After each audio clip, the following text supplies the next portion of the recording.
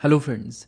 इससे पहले की वीडियोस में हम लोग इंडिया के क्रॉप पैटर्न को ऑलरेडी डिटेल में पढ़ चुके हैं, जहां पर हम लोगों ने देखा था कि इंडिया के टोटल 210 मिलियन हेक्टेयर्स के ग्रॉस सोन एरिया के अंदर ऑलमोस्ट 62% एरिया के अंदर सिर्फ फूड ग्रेन्स को ही ग्रो किया जाता है, और उसमें भी सबसे ज़्यादा एरिया के अंदर राइस और वीट को ग्रो किया जाता है। इनफैक्ट अगर हम लोग कैलकुलेट करें तो हमारे देश के टोटल ग्रॉस सोन एरिया के अंदर 38% एरिया के अंदर सिर्फ राइस और वीट को ही ग्रो किया जाता है।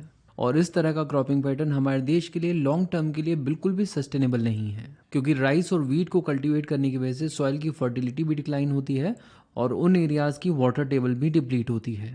वो इसलिए क्योंकि राइस एंड वीट वाटर गजलर है। इन्हें कल्टीवेट करने के लिए बहुत ज़्यादा पानी की ज़रूरत होती है। तो जिन एरियाज़ में राइस एंड वीट को कल्टीवेट किया जाता है उन एरियाज़ में अंडरग्राउंड वाटर को निकाल तो लिया जाता है, लेकिन उस रेट से अंडरग्राउंड वाटर रिप्लेनिश नहीं हो पाता।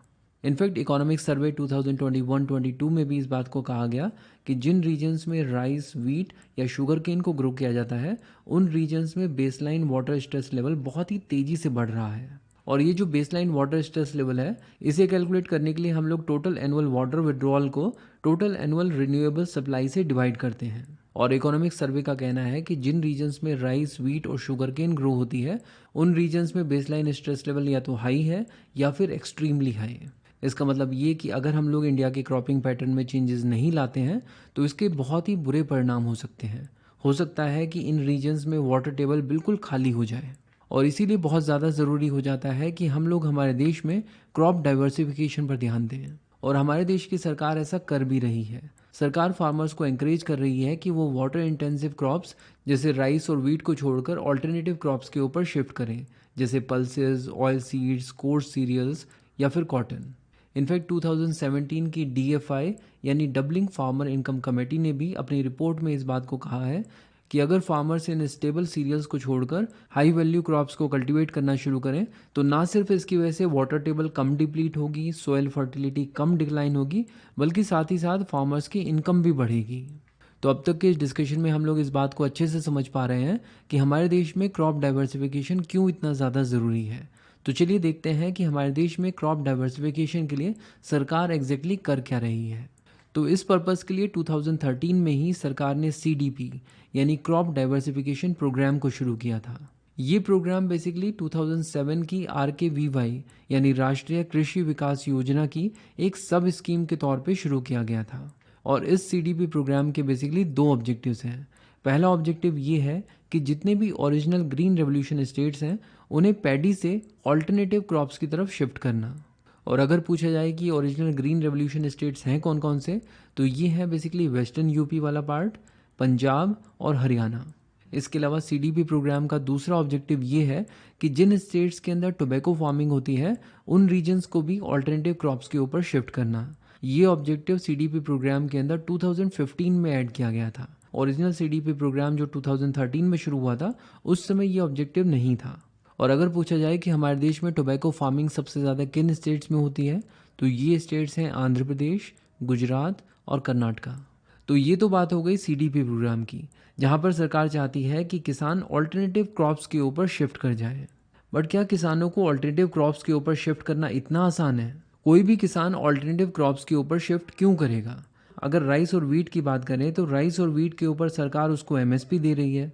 उसके ऊपर से सरकार इन क्रॉप्स को ग्रो करने के लिए उसे इनपुट सब्सिडीज़ भी दे रही है। इन क्रॉप्स की मार्केट में डिमांड भी अच्छी है, और क्योंकि इन क्रॉप्स की डिमांड ज़्यादा है इसके ऊपर कंटिन्यूस रिसर्च भी होती रहती है, इसीलिए इन क्रॉप्स की हाई यील्डिंग वैरायटीज़ भी अवेलेबल हैं। तो ऐसे में कोई भी किसान पूछेगा कि जिस क्रॉप को मैं अभी उगा रहा हूँ इसको छोड़कर मैं अगर किसी दूसरी क्रॉप को उगाऊँ तो उसमें मेरा फ़ायदा क्या है?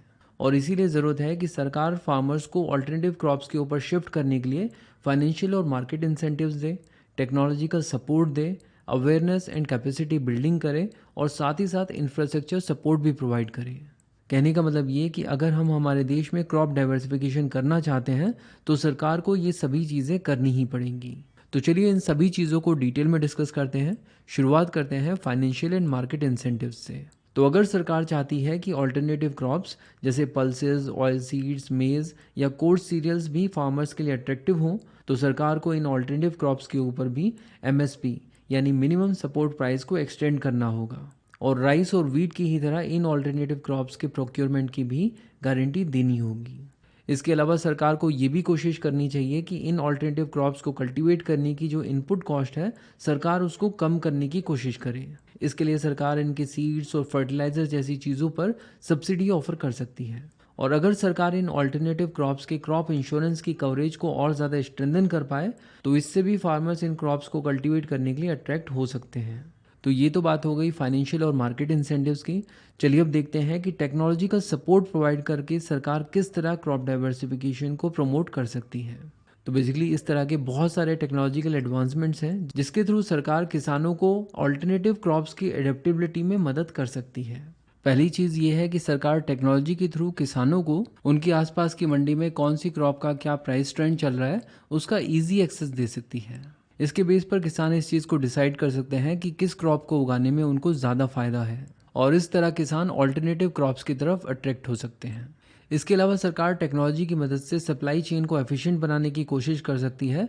ऐसा करने से किसी एक क्रॉप की नहीं बल्कि सभी क्रॉप्स की डिमांड बढ़ेगी और जब किसी क्रॉप की डिमांड बढ़ती है तो फार्मर्स उस क्रॉप को कल्टीवेट करना पसंद करते हैं। इनफैक्ट इस डायरेक्शन में कई सारी एग्रीटेक और फार्म ग्रोसरी स्टार्टअप्स काम कर रहे हैं। सरकार को इस तरह के स्टार्टअप्स को प्रमोट करना चाहिए।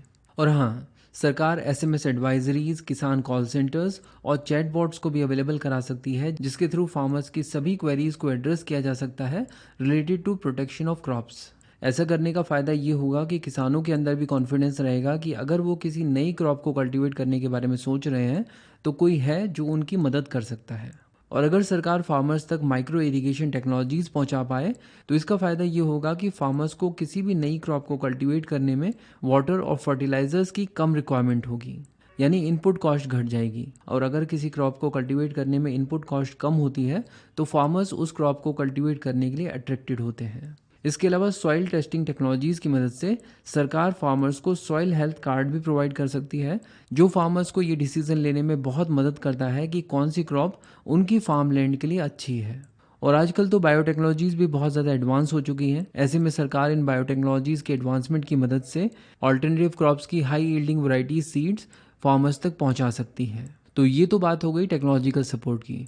चलिए अब देखते हैं कि क्रॉप डाइवर्सिफिकेशन के लिए सरकार किस तरह अवेयरनेस और कैपेसिटी बिल्डिंग कर सकती है। तो यहाँ पर सरकार दो चीज़ें तो कर ही सकती है। पहली ये कि सरकार फार्मर ट्रेनिंग प्रोग्राम्स को कंडक्ट कर सकती है जहाँ पर किसानों को ऑल्टरनेटिव क्रॉप्स को ग्रो करने से रिलेटेड सॉइल हेल्थ मैनेजमेंट और मॉडर्न एग्रोनॉमिक प्रैक्टिसेस के बारे में बता सकती है और साथ ही साथ मार्केट लिंकेजेस के बारे में भी, यानी किस तरह वो अपनी ऑल्टरनेटिव क्रॉप्स को मार्केट तक पहुँचा सकते हैं। इसके अलावा सरकार ऑल्टरनेटिव क्रॉप्स के कुछ मॉडल फॉर्म्स जिन्हें डेमोन्स्ट्रेशन फॉर्म्स के रूप में तैयार कर सकती है ताकि फार्मर्स आकर इन मॉडल फार्म्स को विजिट करें और इन ऑल्टरनेटिव क्रॉप्स को ग्रो करने के इकोनॉमिक और इकोलॉजिकल बेनिफिट्स को समझें। इन चीज़ों से डेफिनेटली फार्मर्स की अवेयरनेस भी बढ़ेगी और कैपेसिटी भी बिल्ड होगी। बट अगर सरकार क्रॉप डाइवर्सिफिकेशन के लिए सीरियस है तो सरकार को इन सब चीज़ों के साथ साथ इंफ्रास्ट्रक्चर सपोर्ट भी प्रोवाइड करना होगा जिसमें शामिल है cold storage and warehousing, improvement of canal network और इम्प्रूवमेंट ऑफ ट्रांसपोर्टेशन इंफ्रास्ट्रक्चर। इसके अलावा सरकार को सोलर पावर इरिगेशन को प्रमोट करने की भी ज़रूरत है जो कि सरकार कर भी रही है अंडर पीएम कुसुम स्कीम। तो ये थी डिटेल्स क्रॉप डाइवर्सिफिकेशन से related. Thank you so much for watching.